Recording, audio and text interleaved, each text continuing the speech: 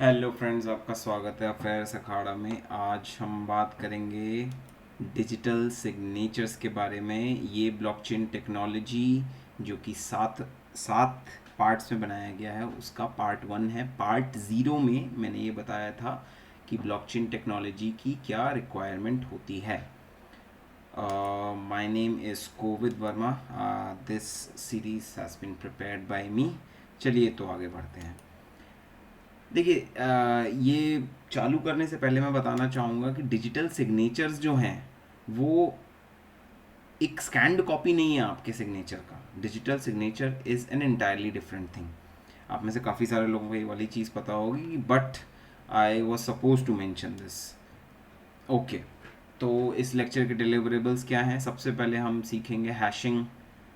Hashing के बारे में अगले लेक्चर में पार्ट 2 में ज़्यादा बात करेंगे, लेकिन थोड़ा सा इंट्रोडक्शन जो है वो यहाँ पे भी देंगे। हम एनक्रिप्शन के बारे में सीखेंगे जो कि प्राइवेट की से होता है, और डिक्रिप्शन के बारे में जो कि पब्लिक की से होता है, और फाइनली हम देखेंगे कि डिजिटल सिग्नेचर क्या होता है। चलिए, आपको ये वाला एग्जाम्पल तो याद ही होगा पार्ट 0 से, जिसमें एक मैसेज था टेलीग्राम में, mother is ill please come home soon. और क्या आप पहले ट्रेन कैच करोगे या कंफर्म करोगे इंडिपेंडेंट सोर्स से कि ये मैसेज सही है या नहीं। तो सबसे पहला ऑब्जेक्टिव हमारा क्या है कि डेटा और सोर्स ऑफ डेटा दोनों वेरीफाई होना चाहिए। इस पार्ट में हमें ये इंश्योर करना है कि ये वेरिफिकेशन कैसे हो। तो ये वेरिफिकेशन बेसिकली दो तरीके से होता है। सबसे पहले तो हैशिंग से, और इसके बाद इनक्रिप्शन से। आपने लॉजिकल रीजनिंग में, आप में से काफ़ी सारे लोगों ने, अगर कोई कॉम्पिटिटिव एग्जाम में आप अपियर हुए हो तो लॉजिकल रीजनिंग में आपने कोडिंग और डिकोडिंग नाम का चैप्टर जो है वो ज़रूर पढ़ा होगा। तो हैशिंग और इनक्रिप्शन बेसिकली है क्या? कोडिंग कहलाती है। ठीक है, आप वहाँ पे जो आपने कोडिंग पढ़ी होगी, कैसे कोड करते हैं कोई भी एक मैसेज को, बेसिकली हैशिंग और इनक्रिप्शन जो है वही होता है। चलिए, हम इन दोनों टेक्निक्स का कॉम्बिनेशन यूज़ करेंगे जिससे कि हमारा पहला ऑब्जेक्टिव जो है वो अचीव हो जाए। तो सबसे पहले हैशिंग की बात करते हैं। अच्छा देखो, let us take it one by one. तो जैसे we have some plain text, ये हमारा डेटा है। हमने क्या किया कि इस पे एक हैश फंक्शन लगाया। Just bear with me, hash function क्या होता है अपन लोग बाद में सीखेंगे। हमने इस पे एक हैश फंक्शन लगाया। अभी के लिए हैश फंक्शन को एक जादू मंत्र मान लो, जादू मंत्र लगाया, और वो जादू मंत्र लगने के बाद डेटा किस में बदल गया? एक हैश वैल्यू में बदल गया। ओके, ये हैश वैल्यू जो है वो ऐसी दिखती है, ऐसा दिखता है। हैश टेक्स्ट जो है वो ऐसे ऐसे अल्फ़ाबेट्स और डिजिट्स लिखे रहते हैं। ये वेरिएबल लेंथ का होता है, किसी भी लेंथ का हो सकता है, लेकिन ये एक स्पेसिफिक, ये हर डेटा के लिए स्पेसिफिक होता है और एक फिक्स्ड लेंथ का होता है। हम क्या हैश वैल्यू से डेटा को डिराइव कर सकते हैं? नहीं, कोई फॉर्मूला नहीं है इस चीज़ का। इसीलिए डी हैशिंग नाम की कोई भी चीज़ नहीं होती है। SHA-256, ये इसका अगर डेफिनेशन की बात करें तो क्या होता है? ये एक हैश फंक्शन होता है जो कि किसी भी डेटा को किसी भी लेंथ के डेटा को ये 256 बिट्स के हैश वैल्यू में चेंज कर देता है। ये क्या होता है? ये थोड़ा सा कंफ्यूजिंग पार्ट है, ये इसकी हम बाद में बात करेंगे, but you have to bear with me, this is a जादू मंत्र। वेरिएबल लेंथ क्या होता है और फिर बाद में स्पेसिफिक और फिक्स्ड लेंथ में बदल जाता है, इसका मतलब क्या होता है, ये हम बाद में बात करेंगे, but you just have to bear with me. अभी के लिए मानो कि एक ऐसा जादू मंत्र होता है जिससे डेटा की कोडिंग हो जाती है और वो एक कोड में बदल जाता है। उस कोड का नाम है हैश वैल्यू। चलिए, तो हमने हैशिंग की बात कर ली, अब हम इनक्रिप्शन की बात करते हैं। इनक्रिप्शन में क्या होता है? अगेन कोई प्लेन टेक्स्ट लिया हमने, जो हमारा डेटा है उसको हमने एक साइफर टेक्स्ट में बदला। साइफर टेक्स्ट मतलब जो कि क्रिप्टिक तरीके से लिखा हुआ है, एक बार में पढ़ने में समझ में नहीं आएगा कि उसमें क्या लिखा है क्या नहीं। प्लेन टेक्स्ट को साइफर टेक्स्ट में बदलने के प्रोसेस को हम एनक्रिप्शन बोलते हैं। अगर हम चाहें तो साइफर टेक्स्ट को प्लेन टेक्स्ट में बदल सकते हैं, इस प्रोसेस को हम डिक्रिप्शन बोलेंगे।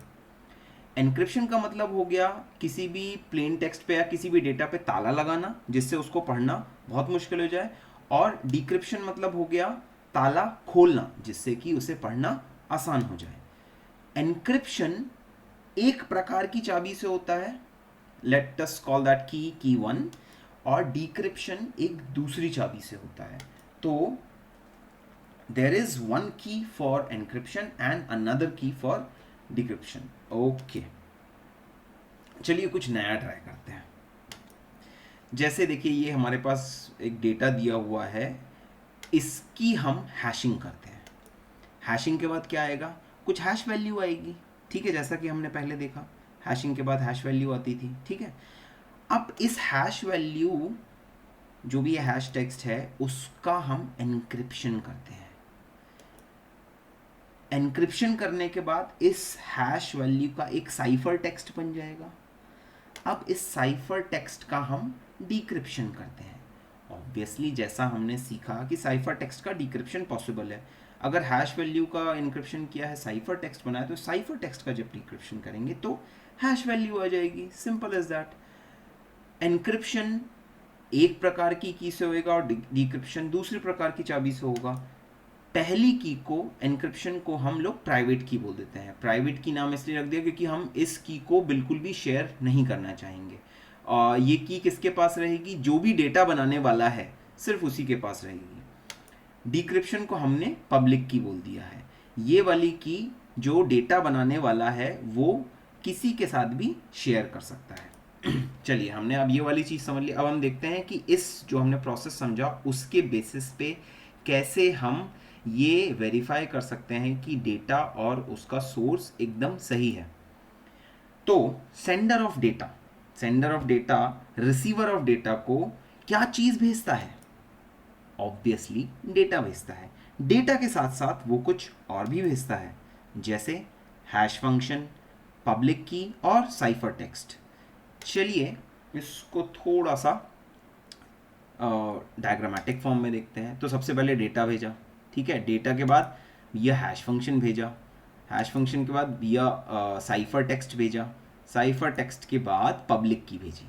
चलिए तो अब हमारे पास डेटा है और हैश फंक्शन है, तो हम क्या कर सकते हैं, इसकी हैशिंग कर सकते हैं। ये फर्स्ट स्टेप हो गया। हमने अगर इसकी हैशिंग की तो हमारे पास क्या आएगा, हैश वैल्यू आ जाएगा। डेटा से जो भी हैश वैल्यू आई उसको हम हैश वैल्यू 1 बोल देते हैं। अच्छा, अब हमारे पास साइफर टेक्स्ट है और हमारे पास पब्लिक की है, तो हम साइफर टेक्स्ट का डिक्रिप्शन कर सकते हैं। इसका डिक्रिप्शन करने के बाद क्या आ जाएगा, हमारे पास हैश वैल्यू 2 आ जाएगी। अब अगर हैश वैल्यू 1 और हैश वैल्यू 2 इक्वल हैं, मतलब डेटा और उसका सोर्स एकदम सही है। आप पुराने डायग्राम को याद करिए, उसमें हैश वैल्यू 1 और हैश वैल्यू 2 एक ही डेटा था, एक ही हैश वैल्यू थी। और जिस डेटा की हम हैशिंग करके हैश वैल्यू लेके आ रहे हैं उसी को हम एनक्रिप्ट करके साइफर टेक्स्ट लेके आए थे। मतलब इस साइफर टेक्स्ट को अगर डिक्रिप्ट किया जाएगा तो एक ही हैश वैल्यू निकलनी चाहिए। अगर ये सेम नहीं है, हैश वैल्यू 1 और हैश वैल्यू 2 अगर सेम नहीं है, मतलब कहीं ना कहीं डेटा के साथ छेड़खानी हुई है। मतलब किसी ने डेटा बदला है और वो चूंकि वो डेटा बदल गया है तो जो हैश वैल्यू है वो अलग आ रही है। देखिए यहीं पे हमारी वो वाली बात काम आएगी कि कोई भी हैश वैल्यू एक डेटा के लिए एकदम स्पेसिफिक होती है। अगर आपने डेटा के साथ हल्की सी भी छेड़खानी की तो हैश वैल्यू बदल जाएगी, ठीक है। तो जैसा कि हमने देखा रिसीवर के पास ये 4 चीज़ें आती हैं, डेटा, हैश फंक्शन, पब्लिक की और साइफर टेक्स्ट। तो ये जो साइफर टेक्स्ट है बेसिकली इसे डिजिटल सिग्नेचर कहा जाता है। अब आप समझ सकते हैं कि अगर डिजिटल सिग्नेचर रहेगा, सेंडर का डिजिटल सिग्नेचर अगर रहेगा रिसीवर के पास, तो रिसीवर उसका इस्तेमाल कर सकता है, उसको पब्लिक की से डिक्रिप्ट कर सकता है और एक हैश वैल्यू पे अराइव हो सकता है। और डेटा को वो एक हैश फंक्शन के साथ ट्रीट करके एक हैश वैल्यू पे अराइव कर सकता है और ये इंश्योर कर सकता है कि दोनों हैश वैल्यू सेम है। यानी अगर वो सेम है मतलब दोनों जो डेटा है और जो सोर्स है वो सही है, वरना नहीं है। चलिए आप if you want you can pause this video for a while और you can go through whatever is written here. ये अगर आपको समझ में आ गया मतलब आपका जो 5-10 मिनट का ये जो लेक्चर है वो आपको समझ में आ चुका है। इसके बाद नेक्स्ट लेक्चर में हम हैश वैल्यू को थोड़ा सा विस्तार से समझेंगे। Okay, thank you guys.